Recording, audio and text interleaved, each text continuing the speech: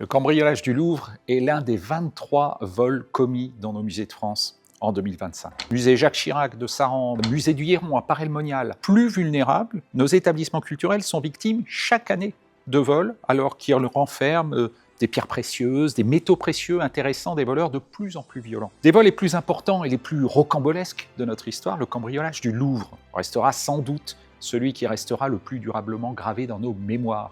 Au regard de l'émoi qu'il a suscité, c'est la nation tout entière qui a été agressée, fragilisée par cet acte de retentissement international. C'est pourquoi, le 1er décembre 2025, le Premier ministre Sébastien Lecornu et la ministre de la Culture Rachida Dati m'ont confié la mission de réaliser un état des lieux et de faire des préconisations pour renforcer la sécurité de nos collections publiques. Je viens de leur remettre mon rapport avec des propositions très concrètes pour protéger nos trésors nationaux. D'abord, je propose d'élaborer un plan national de sécurité et de sûreté, sur le modèle du plan cathédrale, mis en place après l'incendie de Notre-Dame. Il serait piloté par le ministère de la Culture, véritable chef de file d'une grande coopération interministérielle mobilisant tous les services de l'État, les ministères de l'Intérieur, les ministères des Armées.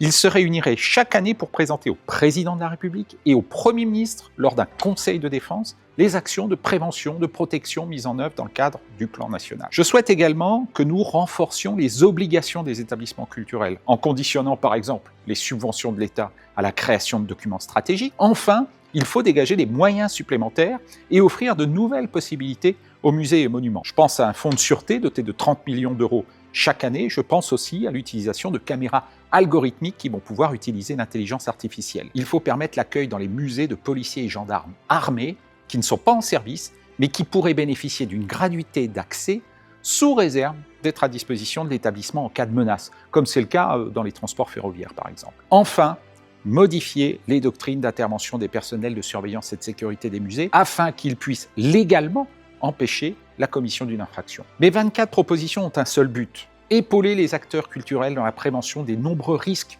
qui pèsent sur les collections qu'ils protègent. La culture est notre bien le plus précieux, elle est le ciment de notre vivre ensemble.